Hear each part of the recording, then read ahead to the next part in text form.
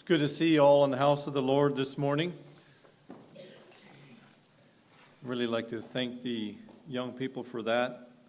This last song is one of those songs that kind of stays in your head. I noticed during the week I was working also, I'm thinking of this song.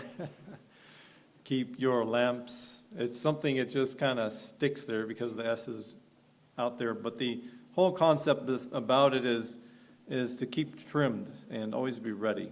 And don't let the things of life overcome you. So, as Peter already said, that this is Father's Day, and so he didn't steal any thunder.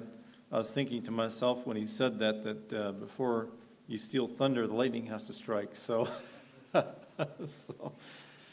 but I'm not talking so much down the road of fathers as a character we're going to choose today, but more of a godly character. And we actually, if we look into the Bible, you'll see more good fathers, father figures in the Old Testament than you do in the New. And it's because of the way that the Bible is written. In the Old Testament, you have a lot more stories, and in the New Testament, you have more doctrine, and so you actually have really good narratives of father figures in the Old Testament, which is really good. Not to say that Paul or Peter, any of those would not be good godly characters as father figures, but you just see more of that in the Old Testament because of how the Bible is written. The character that I've chose for this morning's topic gets married in the Bible during the story that we're looking at, but he never proposed, but it got proposed to. So my question is, do you know who this person is? Anybody? Boaz. Yeah, Boaz. When you think of Boaz, he was King David's great-grandfather. And when you look at the life of David, you have to wonder what inspired him to be a man of God after God's own heart.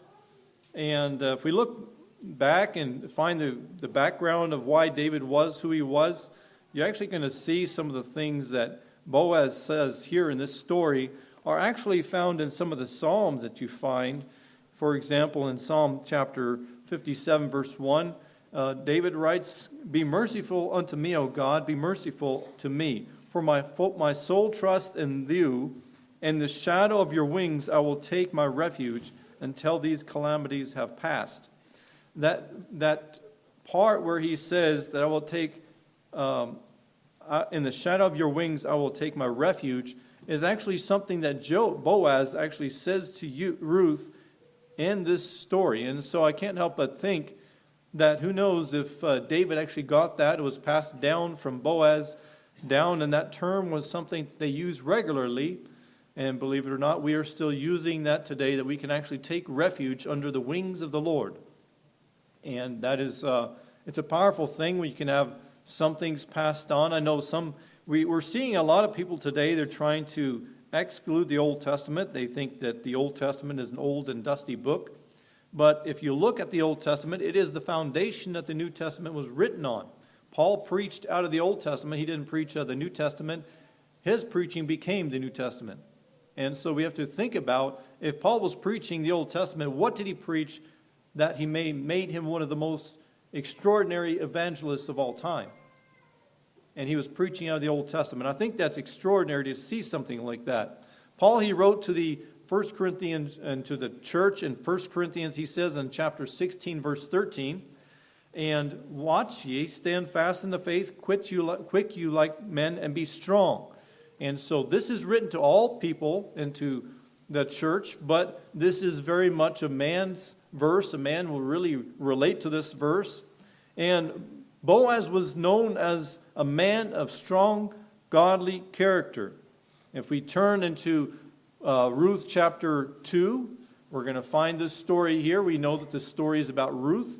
And if it wasn't for Ruth, then Boaz would probably not be in the Bible. But because God chose to use a Moabite woman and bring her into the genealogy and lineage of Jesus Christ, Boaz got his name in the Bible. So boys, be careful who you marry. So Boaz was known for his godly character, and we find in chapter 2 and verse 1 that he was a successful man He was well-to-do. We see here there was a relative of Naomi's husband, a man of great wealth of the family of Elimelech, and his name was Boaz. We see two things. First of all, he is a relative of Naomi, and the second thing, he was a man of great wealth. He was not married at this point, but if we think about this, he probably was a little bit older. He had not made getting married one of his number one goals in life, and so he was able to put all his energies into what he enjoyed doing. And in the story that we see today, there is a lot of proof that he was into agriculture. And so he was. We'll be looking at this story. They'll be actually harvesting barley at this time. And I really thought it was interesting that even though he's wealthy, that's not one of the points. But he was a man that went after what he knew and what he was wanting, and he knew what he wanted, and he was good at getting what he wanted. And we look at this. The second part here is that he was from Bethlehem, the same town that Jesus was from. And I've always been intrigued with Bethlehem. And when I taught school, I had a girl in my class. Her name was Bethlehem. And so when I went to looking up all the names of my students, I did this for Christmas, I found out the word Bethlehem means house of bread. And I thought it was very fitting that Jesus, as the bread of life, would come from the house of bread. And so Boaz was also from Bethlehem. We see that in chapter 2 and verse 4.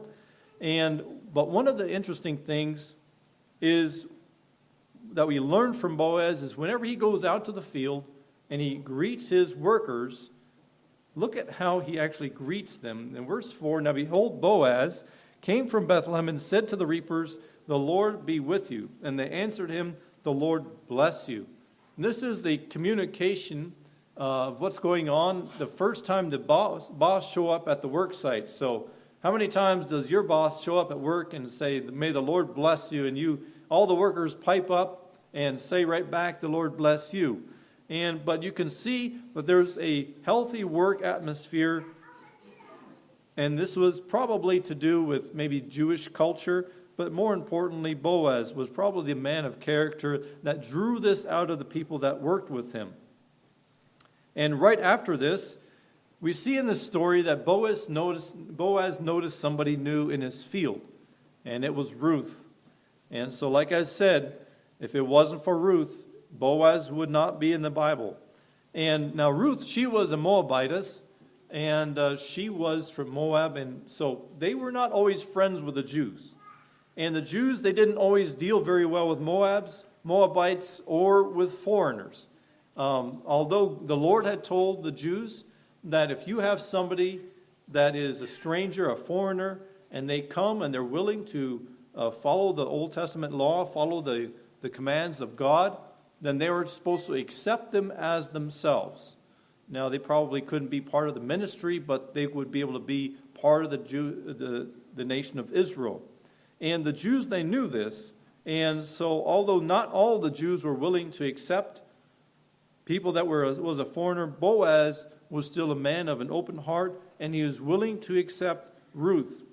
And he went beyond just the normal. He wanted to make her feel comfortable. And it wasn't just because maybe she was a woman or maybe she was pretty. We don't know that.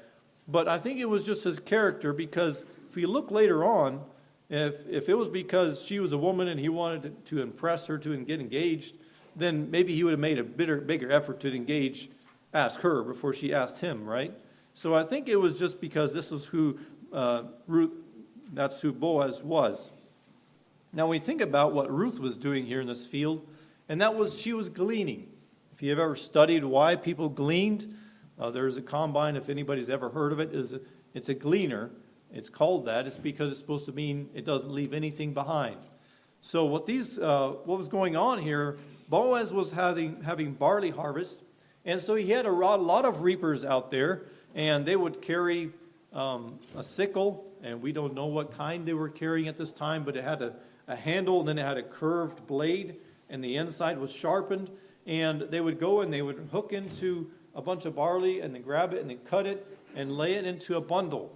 And after they have enough of this bundle put together, then they would put a string around it and stand it up to let it dry. If they let it lay, then if it rained or dewed, then it could start rotting. So they would stand it up, and it would actually ferment to a certain point, and then it would dry for about 10 days, and they would take it out of the field into the corner somewhere where they would beat it with sticks, and then with rakes or forks, they would kick it up in the air, and some guys would be waving something that's kind of like a fan, and it would help blow all the chaff away, and then the grain would fall. Then they would take this pure grain and then put that in the barn. Anyways, this is what's going on. So the reapers, they were the ones that were cutting, but every now and then, maybe a stalk of barley or wheat would fall.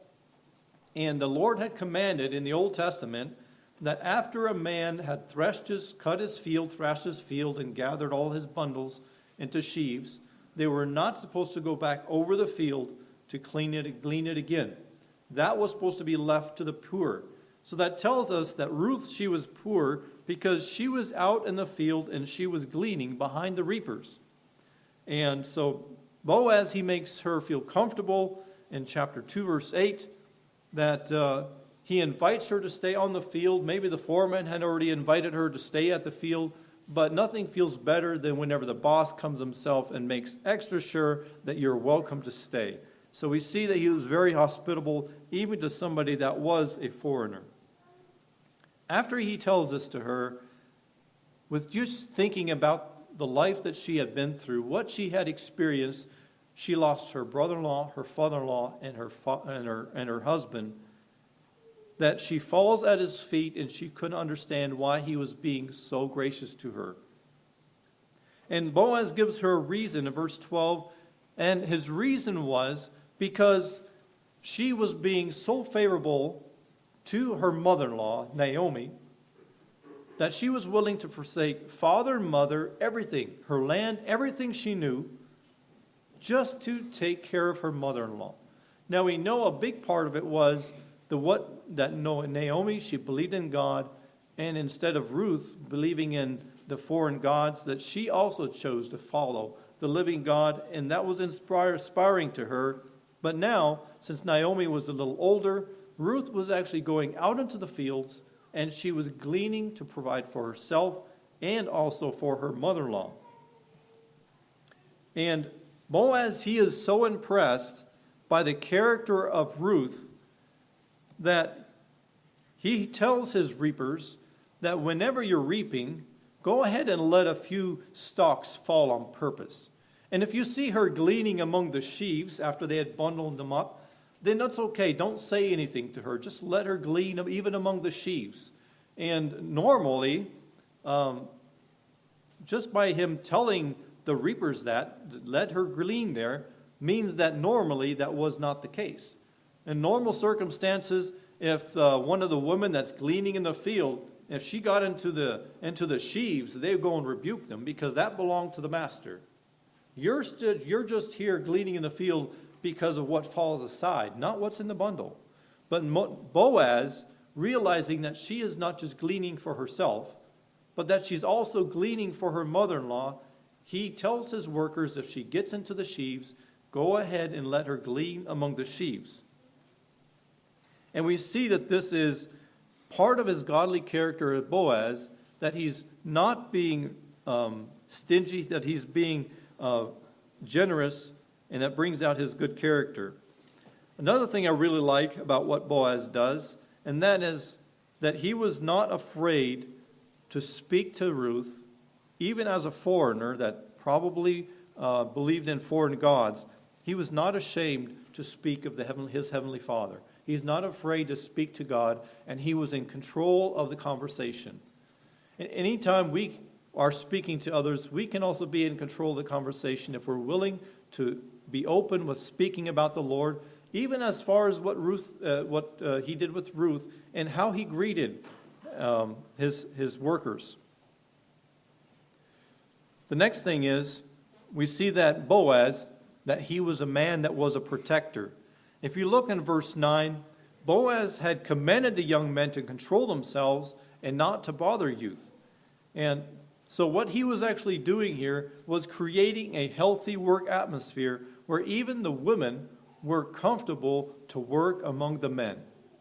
Anytime you have an atmosphere like this, you got somebody there that's creating a good atmosphere. It has to be by some kind of force, some kind of authority.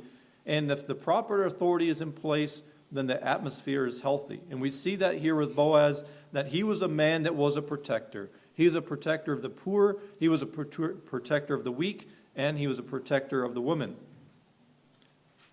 We also see that Boaz was generous. In verse 15, as we already saw, that he let her glean among the sheaves. And if you have, I don't know how many of you ever seen sheaves like these. Later on they made machines that actually would cut it and bundle it together, tie it, and then kick it off the back. I remember my dad talking about that. He's worked with some of these in his day. But in the old time, they had to tie all this together. And can you just imagine? I think sometimes that this is actually a lot better system.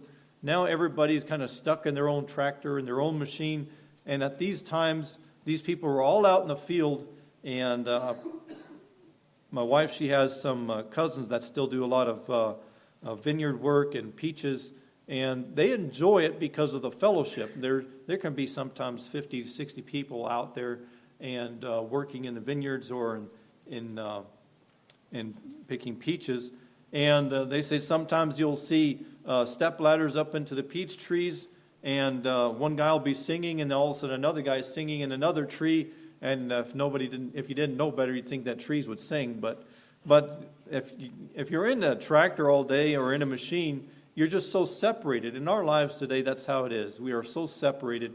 And at this point, having so many people working together, it was a blessing just to have all that fellowship. And so Boaz, he was a generous man, and he probably had no problem getting people together to work in his field. And since that he had been generous and allowed her to even glean among the sheaves, that by the end of the day, she had gathered anywhere between 38 to 50 pounds of barley. And so she probably beat it out and took it home. And whenever she brought it home, Naomi, she was impressed. Not just at the amount of barley that she brought home, there was plenty enough to make some bread out of barley, but also who she was working for. You know how it is. Women come home when they get into conversation, and which field did you work in, and who are you working for, and who was he, and all these information. And all of a sudden, Naomi gets a little excited. And she says, well, you know what? Boaz is actually a relative of mine, and he could be a person that could redeem you. And Ruth is probably interested. What do you mean, redeem me? Well, at that point, if there was a widow that had been married, that anybody that was in that lineage, they could redeem this woman and the property and marry her, and that was to continue to provide for that lineage of the family. You probably remember that the Sadducees, they came to Jesus and they asked that question.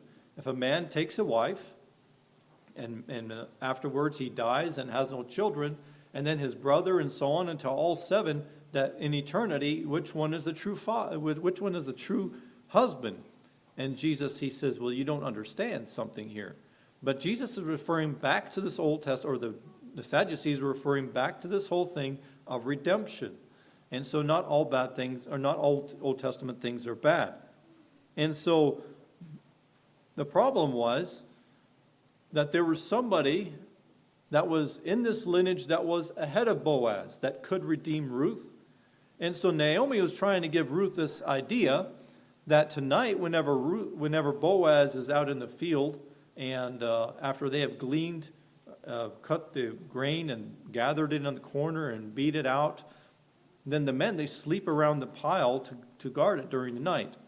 And Naomi was giving Ruth this advice that I want you to go out and you go lay down at his feet. And that was a form of proposal. She's basically, like what we would say today, she's throwing herself at his feet. And I guess sleeping at his feet would be the case here. But at first she wasn't sure about it, because this could be really, really bad. Because if it didn't turn out right, if she proposes to Boaz like this, but then this other guy decides to redeem her, she might be ending up marrying the wrong guy. This could be a problem. So I don't know how the girls would feel about proposing to another guy and says, actually, you belong to someone else. It could turn out a little bit funny. But this is what happens. And so she ends up going and laying down at Boaz's feet. And in the middle of the night, when Boaz is turning over, he notices something at his feet, and he's a little surprised. You don't know what's there. In our area, it could have been a rattlesnake or something like that. But he wakes up and he looks and he sees Ruth there, and he's wondering, what in the world is Ruth doing out here? It's just not proper for a woman to be out in the field in the middle of the night. In chapter 3 and verse 9, she states what she's there for. She says, take your maidservant under your wing, for you are a close relative. And immediately it clicks. He knows what's going on. And he says to her, I know I'm a close relative. There's one problem. There is somebody that's closer than me. But don't worry about it. I'm going to take care of business, and I will see what I can do about this. And so he takes, and he says that take the veil, the covering that's upon you. We don't know if that was just a shawl that she used. A lot of the women, they would cover their head, but it was also hanging down as kind of like a head covering. He says, take the veil that's upon you and give it to me. And he gives her a dowry gift, kind of like an engagement gift. And he gives her 6 ephahs of barley. If you figure it out at about 38 pounds, that's about 228 pounds of barley. Now, she was wearing a pretty good-sized head covering to that time. And so if the boys would see a girl walking down the street carrying 228 pounds of barley, they'd be a little impressed at this. They might say, well, I don't want to marry her because I might have to sit under the table too often. But Boaz was an honest man. And so, since Boaz was related to Naomi, he was going to do what the custom was, and he was going to redeem her. And so if you actually go into chapter 4 and verse 1, we see here that Boaz is going to do what's right. In chapter 4 and verse 1, Boaz goes up to the gate and sat down. There was a custom for the men to gather at the gate, and that's where they kind of got their information, did business deals, and so on. And so the close relative of Boaz that had spoken, whom Boaz had spoken, came. And Boaz said, come aside, friend, let's sit down. And so he came aside and sat down. And so they took, in verse 2, they took some 10 men of the elders of the city, and they sit down here, and they start to do this business deal. And so then he goes ahead and informs this other relative that there is land that's available, and if you want to purchase it, then it is up to you if you want to redeem it, because it is part of the family. They always tried, because there's 12 tribes, they try and keep the land into the proper tribes. And so they were trying to stay organized. And so this is what he tells this man. And the man says, I will redeem it, I will buy it. And then Boaz does something else. He says, okay, so if you buy this piece of land, you also have to take Ruth to the Moabitess. And all of a sudden, this guy is not quite so interested. He says in verse 6, he says, I cannot redeem it for myself, lest I ruin my own inheritance. So he says, you redeem my right of redemption for yourself, for I cannot redeem it. And so he didn't want to mess up his inheritance if he married Ruth. And so he's going to pass on his right to marry Ruth and the land on to Boaz. And so now Boaz had accomplished what he was doing, but he did it wisely. He first proposed the land, and then afterwards he passed on. And by the way, you have to take Ruth with the deal. And he didn't want Ruth, and so then we went ahead. He probably was going to lose more than he would gain. Now, during that time, it was the custom at the signing of the business deal, they didn't do signatures. There was something else that they did. If you look in verse 7, it says here there was a custom in former times in Israel concerning redeeming and exchanging. To confirm anything, a man took off his sandal and gave it to the other, and this was a confirmation in Israel. So, for example, if I was doing a business deal, or, for example, if I was doing a redemption here, I was going to buy a piece of property, that after the piece of property, if I was not able to redeem it, I would take off my sandal, and I would hand it to the guy that was actually doing the redemption, and that would be a sign to come throughout all ages that I gave my right up to the next person to redeem it. And I think that's where this idea of the mismatched socks comes from and amongst the youth sometimes. they're wearing two different colors. There's been some redemption being going on there. But anyways, that's what happened here. And so Boaz, he got the right in order to marry Ruth. And so he accomplished what he had wanted to do. And so when we look at this story, there is a lot of rich history here. And I encourage you, if you're just always stuck reading the New Testament, read the Old Testament, because there's a lot of things in the New that you're going to not understand until you read the Old Testament. And so this is even a whole example of Jesus Christ. We could say that in one way, Boaz, he was an example of Jesus Christ, how he was redeeming back the Gentiles, us, people that were not God's people, that we could be God's people. Someone that was a stranger to God was being redeemed back into the fellowship, into the fold of God. Because at one point, everybody was God's person, if we start from Adam and Eve, or even this time of Noah. But somewhere, something's got lost. People got lost. And so we can see the example of Boaz redeeming back Ruth into the land of Israel, of God's people.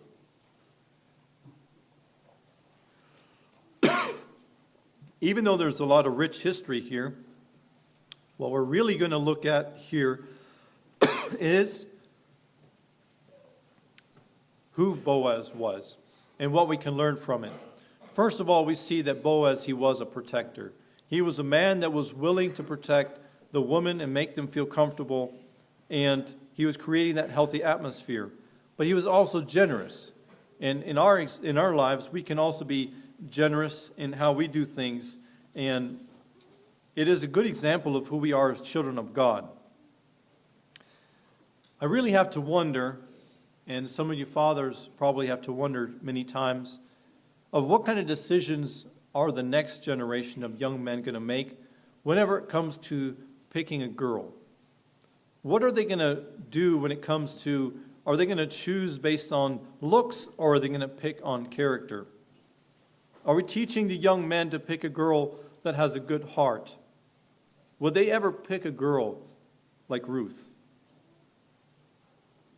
Would that girl be the kind that be willing to take care of her mother-in-law? Would she be the kind that's willing to sacrifice everything she knows in order to follow her husband?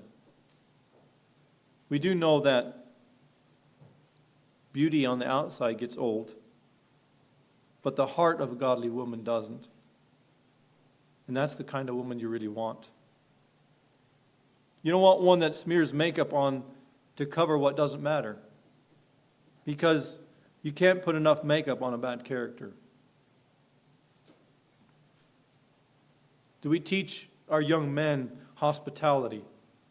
Do we invite strangers to our house?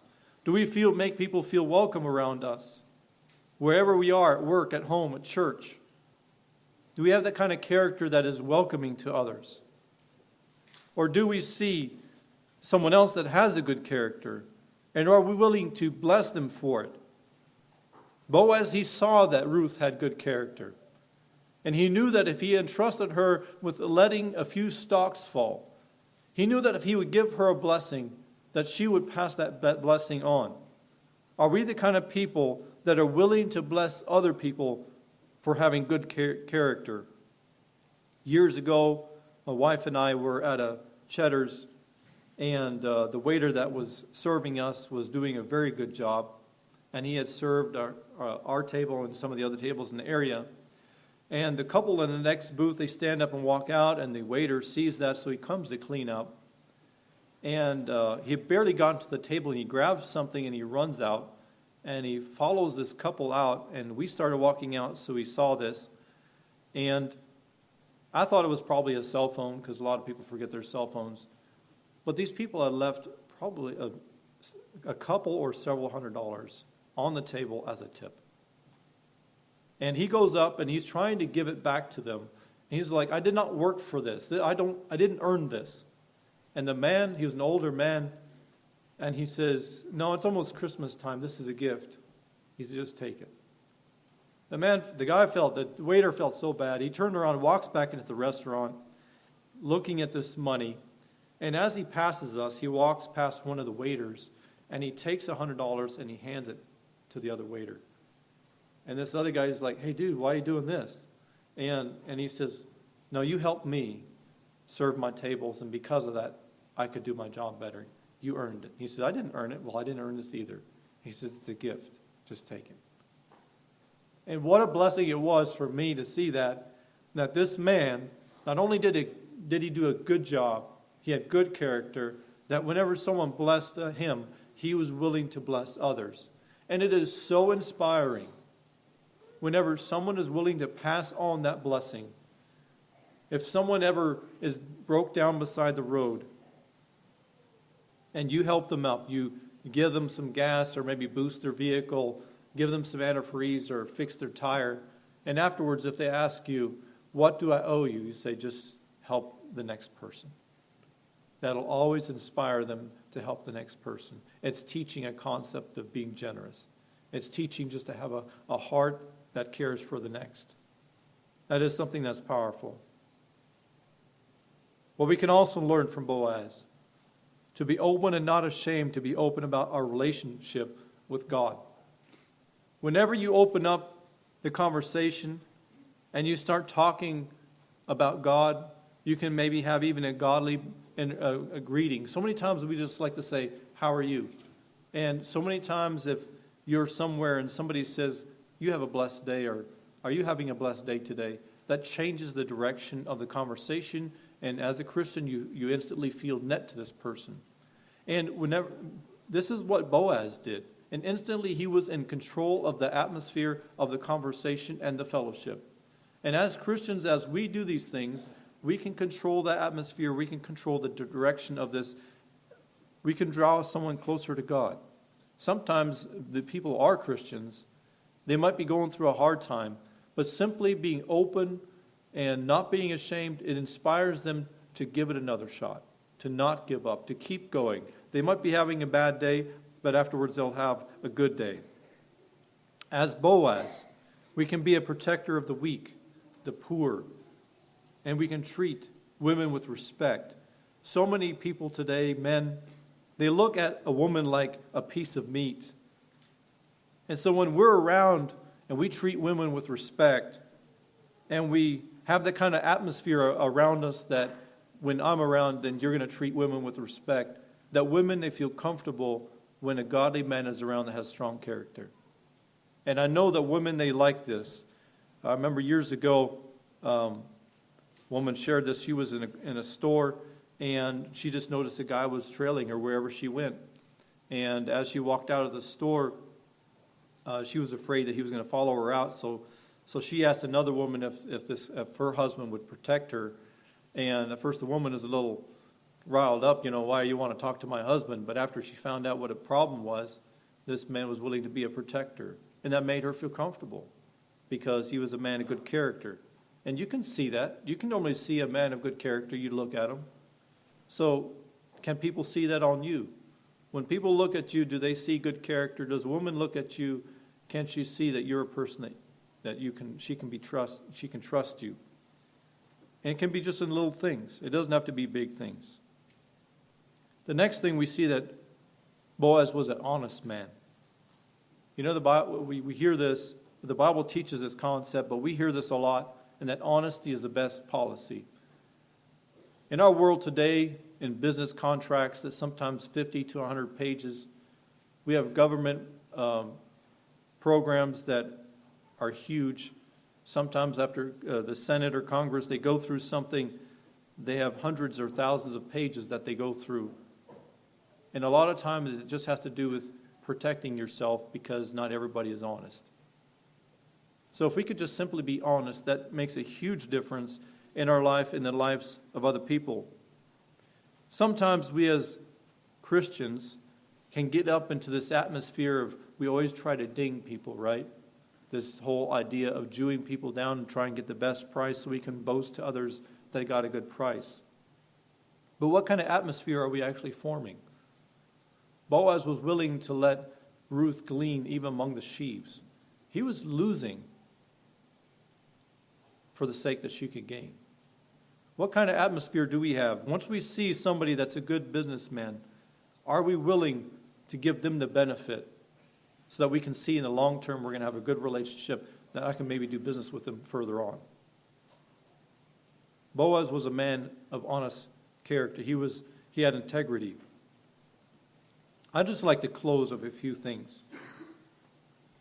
First of all, godly men are God-filled men.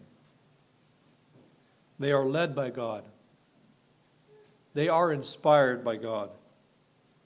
And they are protected by God. And when a man has faith in God and he trusts that God is his protector, that kind of man becomes confident. And a man that is confident is a man that's going to be inspiring to others. Because when other men that are not confident in their lives see somebody that is confident in their lives, they want to know what the root is of that confidence. And when we can pass on to others that our confidence comes from, that I trust in Jesus Christ or God as the rock of my salvation, he is the one that takes care of me in my whole life, that will give them the desire too, that they want to have this confidence that God is their protector. And then the last year, you've probably had many conversations of how people say that this world is just getting darker and darker. But if you look on the other side, this is a great opportunity. Because sometimes in the darkest of night, that is when a flashlight shines the brightest. In our lives, it's the same way. Even though the world becomes more wicked, that just shows that godliness is going to shine so much brighter. And in this day and age, we need more and more that men are willing to be godly men and to let their example shine in the midst of a dark and perverse generation. Especially to you young men. There is something, I've seen this over and over again. I can go out as a minister and I can do something and that's expected of me because, well, he's a preacher, he should be doing that. But you take a young man and he'll go out and do the very same thing that I did and people will be blown away because they don't have that standard for the generation to come. You guys have an example that you can raise that standard and people will be blown away. We go into prison, we show up, it's no big deal that we show up, but you bring some 18-year-old boys in there and they're going to get all the attention. It's because they can shine as a light because that standard is not there. Most 18-year-olds will not go into prison to visit somebody that's been incarcerated for stealing or killing. You have a great opportunity. When the world is darkest, that's when lights shine the brightest. The more ungodly the world is, the more of a witness the godly can be. A godly man might not have much for physical riches or financial riches, but if a man has God, he has the greatest riches of all. Last words here. Be a godly man in word and deed. Peter says, gird up the loins of your mind. If you get your thoughts straight, you get your life straight. And when you get your life straight, then your wife and children will be willing to follow you. And in Boaz's case, it was for generations to come. Godly men make a big difference. Let's all stand for prayer.